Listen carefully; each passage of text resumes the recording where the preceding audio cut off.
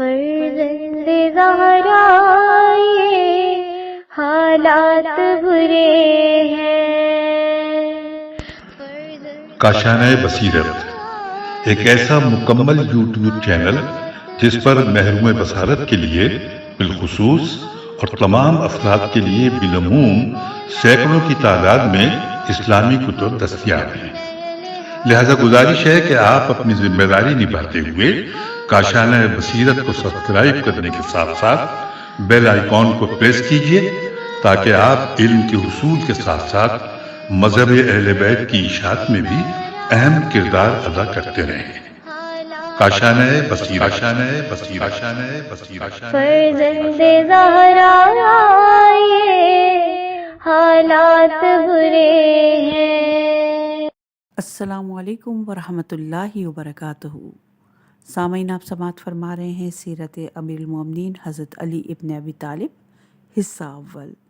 مؤلف ہیں علامہ مفتی جعفر حسین علی اللہ مقامہ۔ آج ہم آپ کے سامنے اس کی 29ویں ریکارڈنگ پیش کر رہے ہیں، صفحہ نمبر 339۔ عنوان ہے امامت نماز۔ پیغمبر اکرم صلی اللہ علیہ وآلہ وسلم اپنے زمانہ علالت میں جب تک قوت اور توانائی ساتھ دیتی رہی برابر مسجد میں آتے جاتے اور نماز پڑھاتے رہے، لیکن جب مرض نے انتہائی شدت اختیار کر لی تو یہ سلسلہ بند کرنا پڑا۔ چنانچہ دوشنبہ کے دن جب صبح کی اذان کے بعد بلال نے حاضر خدمت ہو کر نماز کے لیے عرض کیا تو فرمایا کہ میں اپنے اندر اتنی سکت نہیں پاتا کہ مسجد تک جا سکوں، کسی شخص سے کہو کہ وہ نماز پڑھا دے۔ حضرت عائشہ نے کہا میرے باپ ابو بکر سے کہہ دیجئے کہ وہ نماز پڑھا دیں۔ بی بی حفصہ نے کہا کہ میرے باپ عمر سے فرمائیے کہ وہ نماز پڑھائیں۔ پیغمبر اکرم صلی اللہ علیہ وآلہ وسلم نے ان دونوں سے حضرت ابو بکر اور حضرت عمر کا نام سنا تو پتہ چلا کہ جیش اسامہ میں شامل ہونے کے بجائے مدینے میں موجود ہیں۔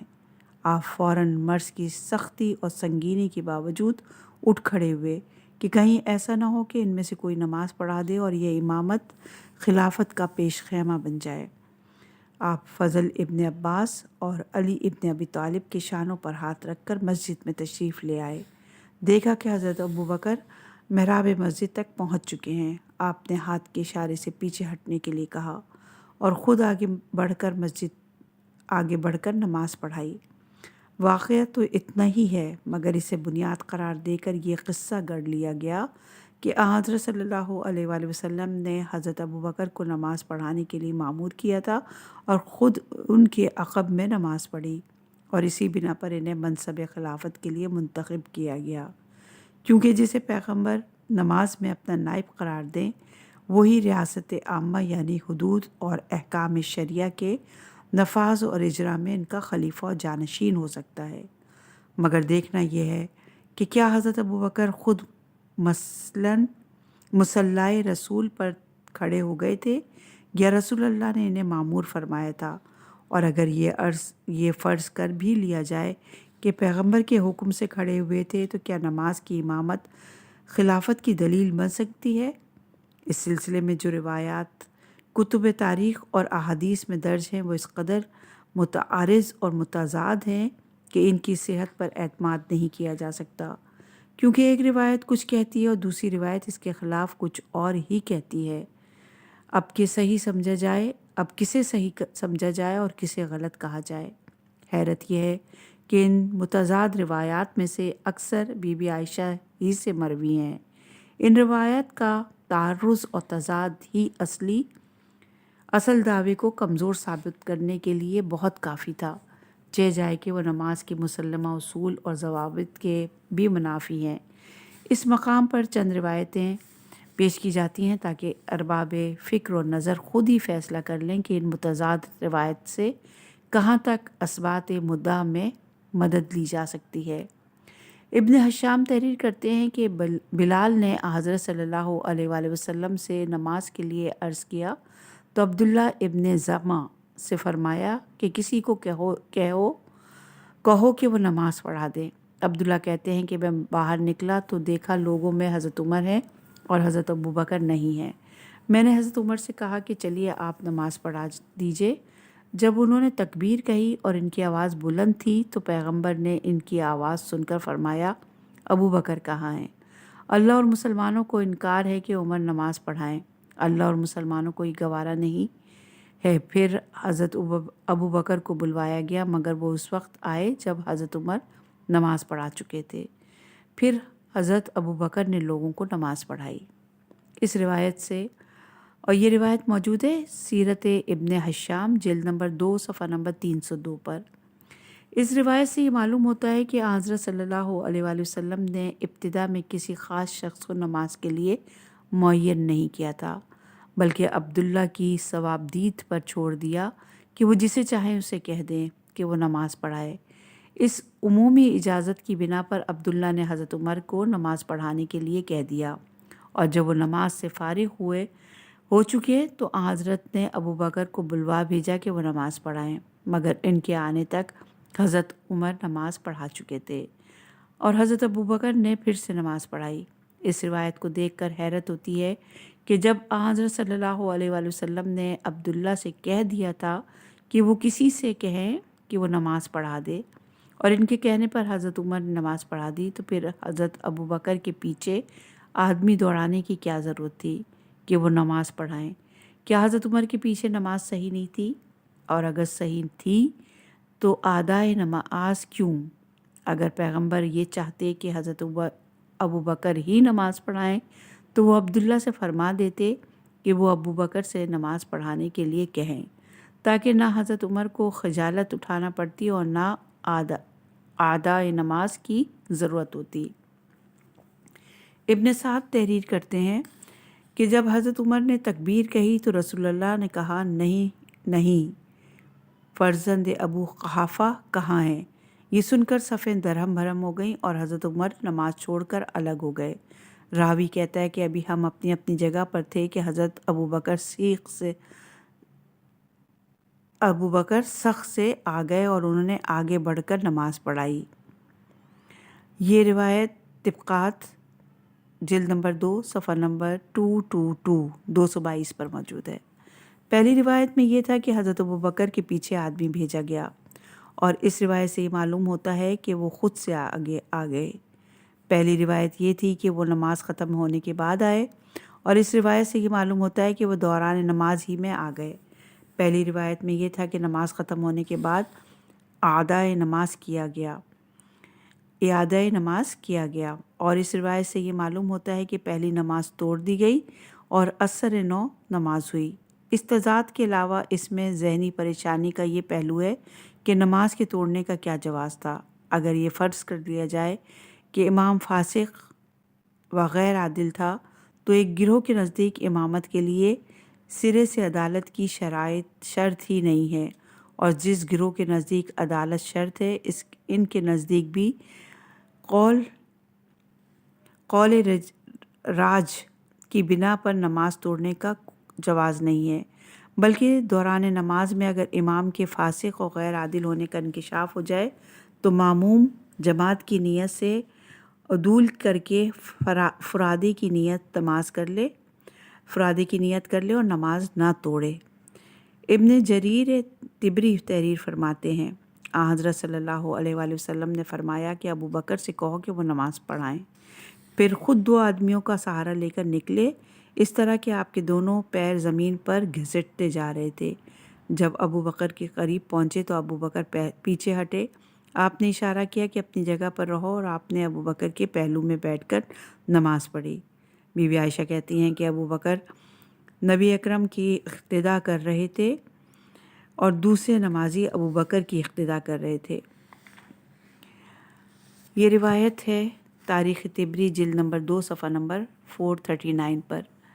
اس روایت سے معلوم ہوتا ہے کہ حضرت صلی اللہ علیہ وآلہ وسلم نے حضرت ابو بکر کو کہلوا بھیجا تھا کہ وہ نماز پڑھائیں، اور جب وہ نماز کے لیے کھڑے ہو گئے تو خود بھی ضعف و نقاہت کے باوجود 2 آدمیوں کا سہارا لے کر مسجد میں تشریف لے آئے اور حضرت ابو بکر کے پہلو میں بیٹھ کر نماز پڑھی۔ پیغمبر اکرم صلی اللہ علیہ وآلہ وسلم کا حضرت ابو بکر کو امامت پر مامور کرنا اور خود بھی بلا توقف مسجد میں چلے آنا، جبکہ خود سے چلنے پھرنے کی سکت نہ تھی، ذہن میں یہ شبہ پیدا کیے بغیر نہیں رہتا کہ کیا پیغمبر نے انہیں کہلوایا تھا یا خود چلے آئے تھے؟ اگر پیغمبر نے کہلوا بھیجا تھا تو پھر مرض کی شدت کے باوجود خود مسجد میں آنے کی زحمت کیوں گوارا کی؟ اور اگر پیغمبر نے نہیں کہلوایا تو محراب مسجد تک کیسے پہنچ گئے؟ روایت یہ تو نہیں بتاتی کہ پیغمبر نے خود ان سے براہ راست کہا تھا۔ تو پھر ایسا تو نہیں کہ جس طرح عبداللہ ابن زمع نے حضرت ابوبکر سے کہہ دیا تھا، اسی طرح کسی پیغمبر نے یعنی پیغام پہنچانے والے نے حضرت صلی اللہ علیہ وآلہ وسلم کی طرف سے بھی کہہ دیا ہو اور وہ مصلی پر کھڑے ہو گئے ہوں۔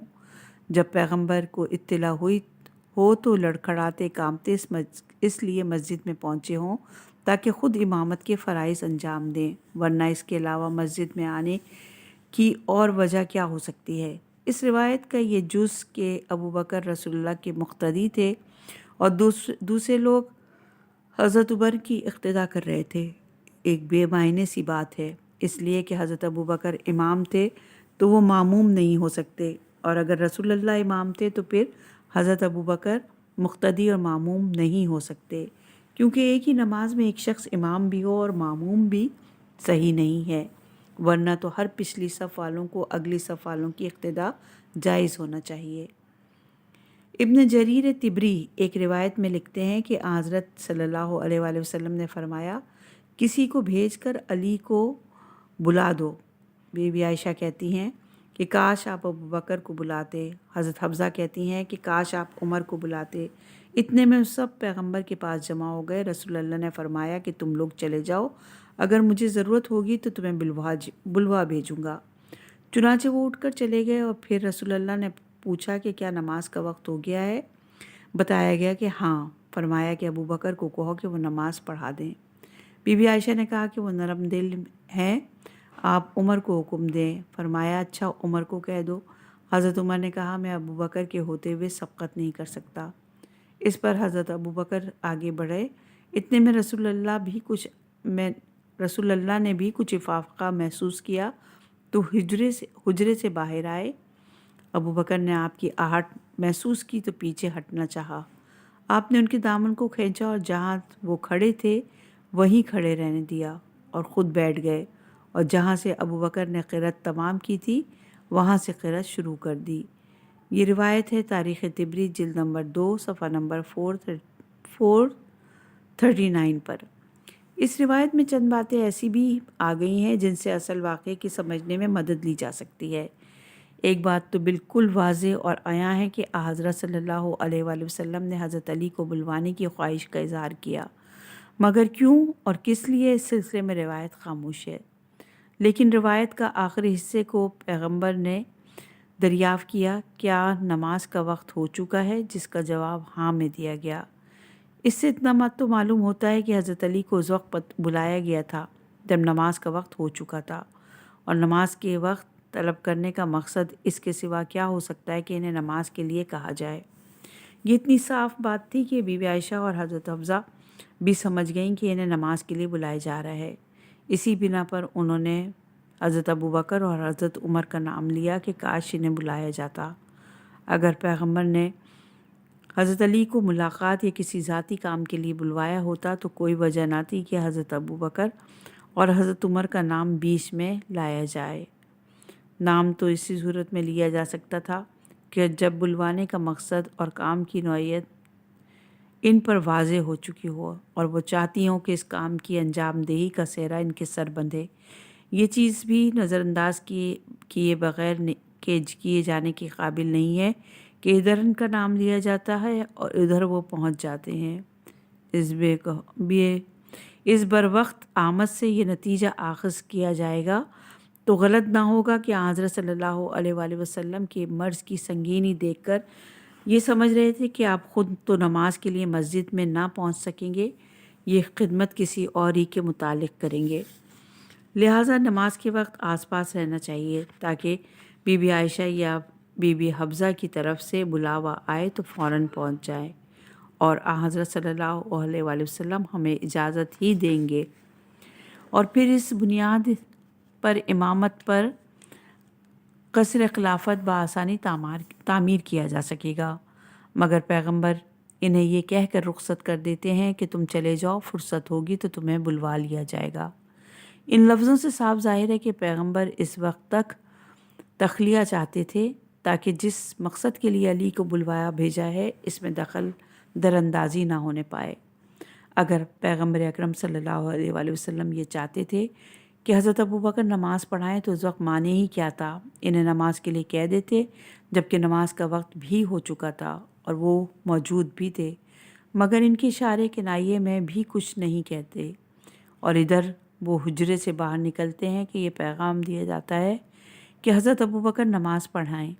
اس مقام پر ذہن میں یہ سوال پیدا ہوتا ہے کہ ان کے آنے پر انہیں کیوں نہ کہہ دیا گیا؟ دوسرے کے کہلوانے میں کیا مصلحت سمجھی جاتی ہے؟ اور جس سے کہلوایا گیا وہ تھا کون؟ اس کا جواب اس کے سوا کیا ہو سکتا ہے کہ انہیں کیا گوارا لیا گیا؟ اس کا جواب اس کے سوا کیا ہو سکتا ہے کہ انہیں کہا گیا نہ کہلوایا گیا، بلکہ جدھر سے ان کا نام پیش ہوا تھا ادھر سے کہلوا دیا گیا۔ اس موقع پر بی بی عائشہ نے حضرت ابوبکر کے نرم دلی عذر کر کے حضرت عمر کا نام لیا اور پیغمبر سے کہا کہ انہیں کہہ دیجئے کہ وہ نماز پڑھائیں۔ اگر واقعاً وہ یہی چاہتی تھیں کہ حضرت ابوبکر کے بجائے حضرت عمر نماز پڑھائیں تو جب پیغمبر اکرم صلی اللہ علیہ وآلہ وسلم نے حضرت علی کو بلوا بھیجا تھا تو حضرت ابوبکر کا نام نہ لیا ہوتا، مگر اس وقت تو یہ کہا کہ کاش ابوبکر کو بلوایا ہوتا۔ اب ان کی نرم دلی کا عذر کر کے حضرت عمر کا نام پیش کیا جاتا ہے، تو اس سے زیادہ ورطہ حیرت میں ڈال دینے والی بات کیا ہو سکتی ہے کہ پیغمبر بھی ہاں میں ہاں ملا کر کہہ دیتے کہ اچھا عمر ہی سے کہہ دیجئے کہ وہ نماز پڑھائیں۔ حالانکہ عبداللہ ابن زمع کی روایت میں ہے کہ جب آپ نے حضرت عمر کی صدائے تکبیر سنی تو ناراض ہوئے اور فرمایا کہ ان کی امامت نہ اللہ کو پسند ہے اور نہ مسلمانوں کو، اور اس روایت کی روح سے بڑی خوشی کے ساتھ اجازت دی جا رہی ہے کہ اب کس کو صحیح سمجھا جائے اور کس کو غلط۔ یہ تو ہو نہیں سکتا کہ جس کی امامت سے اللہ بھی بیزار ہو اور مسلمان بھی، اس کو حضرت عائشہ کے کہنے سے اجازت دے دی جائے۔ اور جب حضرت عمر سے کہا جاتا ہے کہ آپ نماز پڑھائیں تو وہ کہتے ہیں کہ میں حضرت ابوبکر کے ہوتے ہوئے کیسے نماز پڑھا دوں؟ یہ ایک عملی اعتراف ہے اس امر کا کہ فاضل پر مفضول کو ترجیح نہیں دی جا سکتی، تو پھر امامت نماز میں اسے تسلیم کر لینے کے بعد خلافت میں اسے نظر انداز کرنے کا کیا جواز ہو سکتا ہے؟ اس موقع پر یہ بات کسی مصلحت پر مبنی ہوگی، ورنہ پہلی روایت کی بنا پر جب عبداللہ ابن زمع نے انہیں نماز پڑھانے کے لیے کہا تو انہوں نے یہ نہ کہا کہ حضرت ابوبکر یہیں کہیں ہوں گے، انہیں دیکھ لو، ایک آدھ لمحہ انتظار کر لو، بلکہ فوراً تیار ہو گئے۔ اور دوسری بات ہے کہ پڑھی پڑھائی نماز نہ پڑھنے کے برابر ہی ہو گئی یا بیچ میں ادھوری چھوڑنا پڑی، اور اس روایت کی روح سے انہوں نے حضرت ابوبکر پر سبقت مناسب نہیں سمجھی اور انہیں آگے کھڑا کر دیا، مگر وہ نماز کے لیے کھڑے ہوئے ہی تھے کہ پیغمبر بھی پہنچ گئے۔ ابھی تو انہوں نے مجبوری کا اظہار کیا تھا، پھر کیوں چلے آئے؟ قرین قیاس یہ بات نظر آتی ہے کہ حضرت علی کی طلبی پر کچھ لوگوں کو یہ خدشہ ہوا کہ پیغمبر کہیں انہیں نماز کے لیے نہ کہہ دیں۔ انہوں نے پیغمبر کی طرف سے حضرت ابوبکر کو کہہ دیا کہ آپ نماز پڑھائیں، اور جب دوسروں کے کہنے سے کھڑے ہو گئے تو پیغمبر انہیں روکنے کے لیے جس طرح بن پڑا مسجد میں چلے آئے اور خود نماز پڑھائی، ورنہ عذر کر دینے کے بعد بھی مسجد نہ چلے آنے کی اور کیا وجہ ہو سکتی ہے؟ اس روایت میں بڑی چابک دستی سے یہ جملہ بھی تحریر کر دیا گیا کہ حضرت صلی اللہ علیہ وآلہ وسلم نے وہاں سے قرأت شروع کی جہاں سے حضرت ابوبکر نے ختم کی تھی، تاکہ ان کی نماز کا پیوند رسول اللہ کی نماز سے جڑا رہے اور یہ نماز بھی حضرت عمر کی نماز کی طرح کالعدم نہ سمجھی جائے، مگر اتنا نہ سوچا کہ قرأت کو بیچ سے شروع کرنے سے قرأت ناتمام رہے گی اور قرأت کے نقائص اور ناتمام ہونے کی صورت میں نماز ہی صحیح نہیں ہوتی۔ صاحب صحیح محمد ابن اسماعیل بخاری تحریر کرتے ہیں کہ حضرت عائشہ بیان کرتی ہیں کہ جب نبی اکرم صلی اللہ علیہ وآلہ وسلم مرض الموت میں مبتلا ہوئے تو بلال نے حاضر ہو کر نماز کے لیے عرض کیا۔ فرمایا کہ ابو بکر سے کہہ دو کہ وہ نماز پڑھائیں۔ میں نے کہا ابو بکر رقیق القلب ہیں، اگر آپ کی جگہ پر کھڑے ہوں گے تو رونے لگیں گے اور قرأت نہ کر سکیں گے۔ فرمایا کہ ابو بکر سے کہو کہ وہ نماز پڑھائیں۔ میں نے پھر وہی کہا جو پہلے بھی کہہ چکی تھی۔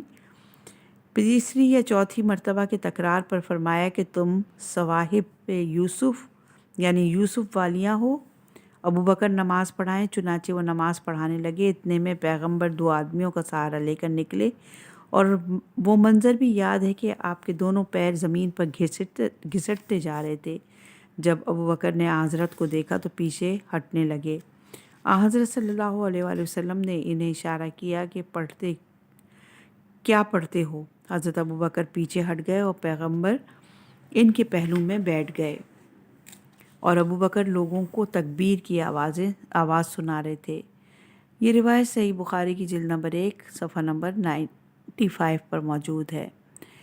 اس روایت میں بھی حضرت ابو بکر کی نرم دلی کا تذکرہ اس اضافے کے ساتھ ہے کہ جب وہ محراب مسجد میں کھڑے ہوں گے تو رونے لگیں گے۔ اس طرح حضرت عائشہ پیغمبر کے یہ ذہن نشین کرنا چاہتی تھی کہ آپ کی بیماری کا جتنا احساس حضرت ابو بکر کو ہے وہ کسی کو نہیں، اور آپ کے مصلے پہ کھڑے ہو کے اس تصور سے کانپ اٹھیں گے کہ کیا رسول پھر اس مصلے پر کبھی رونق افروز نہ ہوں گے، اور روتے روتے ان کی آواز گلوگیر ہو جائے گی۔